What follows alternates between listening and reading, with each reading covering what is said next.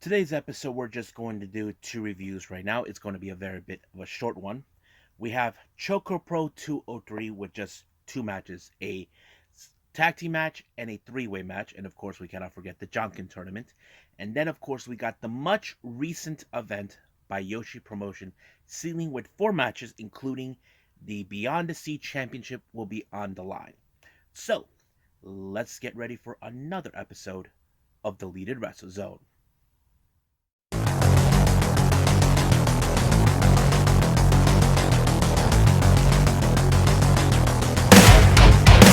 Are you ready?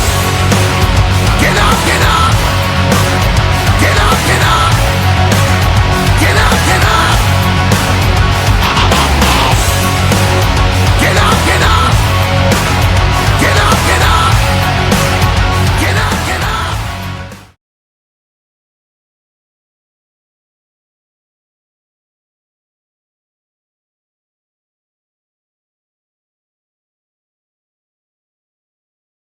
Welcome everybody to Deleted Wrestle Zone, all things that is pro wrestling with AEW, NXT, New Japan Pro Wrestling, Impact Wrestling, the National Wrestling Alliance, various promotions, wrestlers, matches, and championships.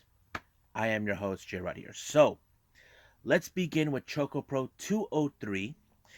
It opened up with the match, tag team action. We got Yuna Mizumori teaming up with Shin Suzuki to take on the resident superhero Sawadazi Kamen, and of course, veteran Yoshi wrestler Cherry. Now, it's been a while since we've seen Cherry. It's great to see her. However, this match was more of a, as you can tell, a bit different than usual. But on a personal note, I want to keep everybody informed. Balinaki was not present at this show.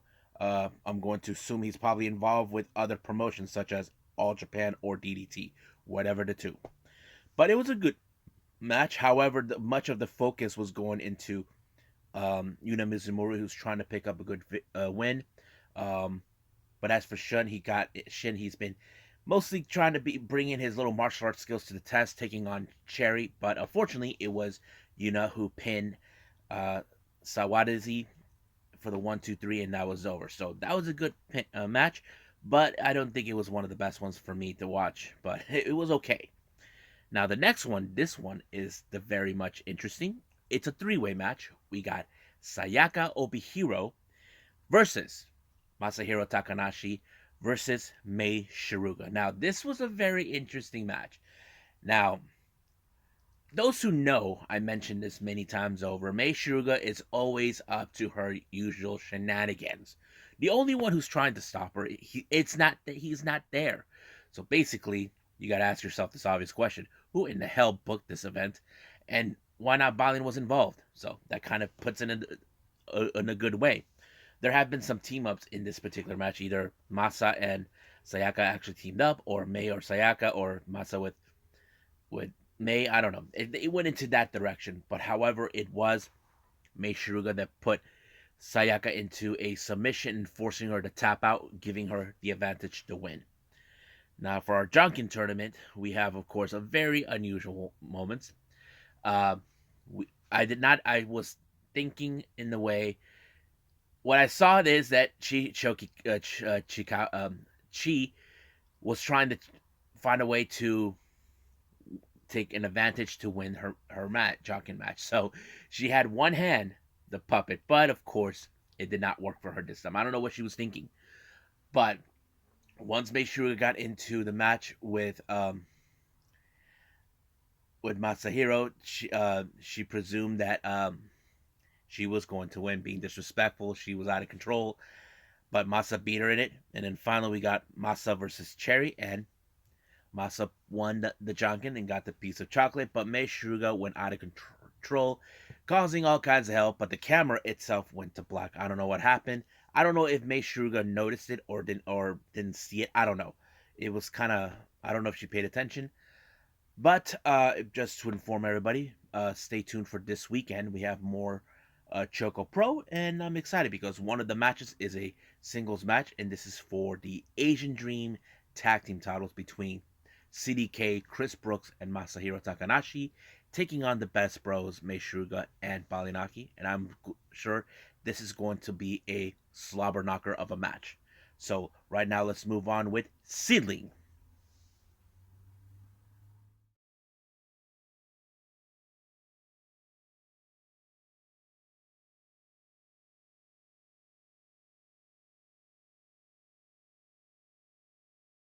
Okay, so we got Seedling.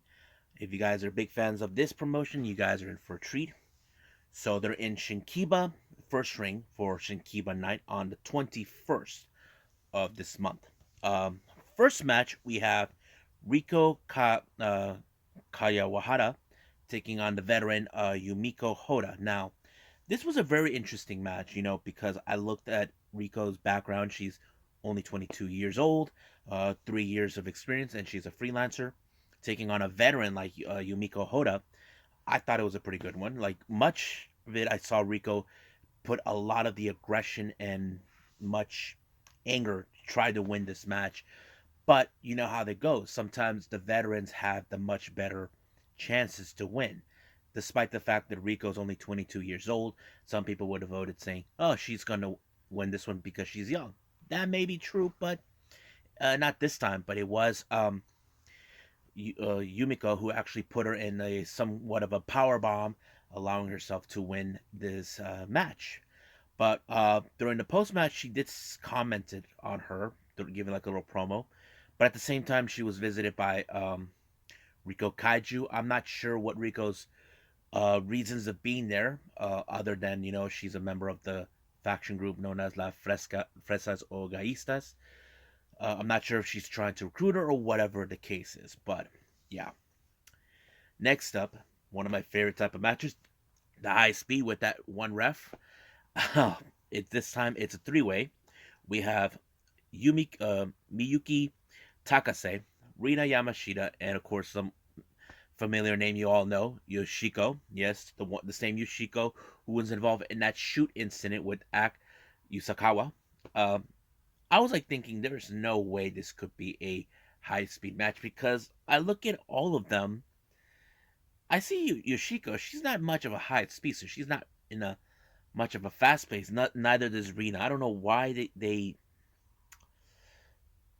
put it as a high speed. Just to be honest with you, but it became a 2-on-1 scenario in this match with Rina and Yoshiko taking on um, Miyuki.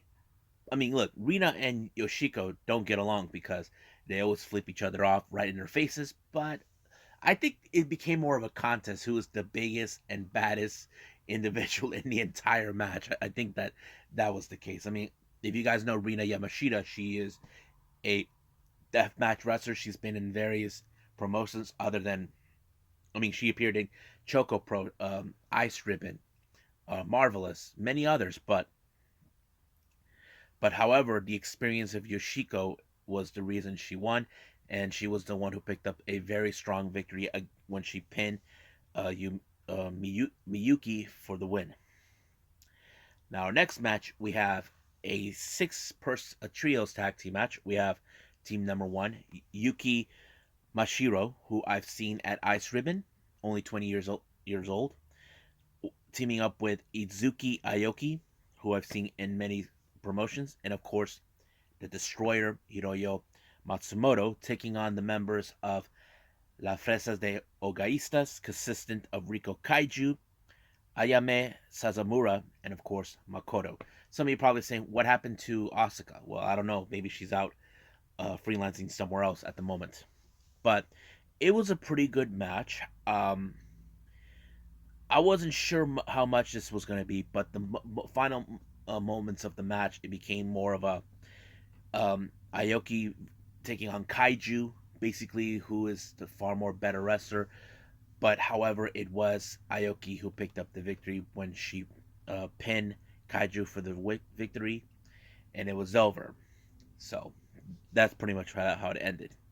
Now our main event is the Seedling Beyond the Sea Championship, which is the highest one, the prestigious belt. This belt was also, uh, what's her name, Ryo Mizunami actually carried this one. So it was Akano Nakamori taking on her tag team partner Arisa Nakajima. This was a very intense match, even though these two are tag team partners. Um, it was a very intensified match. I think this is more like, okay, can Arisa beat her tag team partner, or can her tag team partner beat her and become the Beyond the Sea champion? But in this case, it was Arisa Nakajima who won.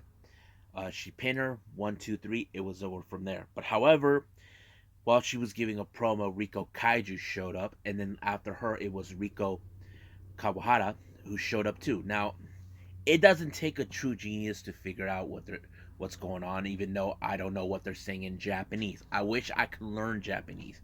I mean, I heard my best friend tells me that learning Japanese is hard, and I take it up from him. But it doesn't take a true genius to think that maybe the only reason these two women are out is that maybe they're asking to be the next challengers for the Beyond the Sea. Now, to be honest with you, I don't know if that's a good choice because A, these two women are younger. Nakajima is a 15-year-old vet. It would probably be like, okay, we'll see. But if I was Nakajima, I would say take both of them at the same time. Make it a three-way match. But I don't make the call, but it would be nice. So I think that's pretty much it. What I got with Seedling. I hope there's more to watch. But right now, I believe it's time to call it a day. Well, I hope everybody enjoys this episode. I know it's short, but that's how it is. Coming up, the next one will be a 3 review. We have 2 past events, one by Tokyo Yoshi Pro with All Rise 21.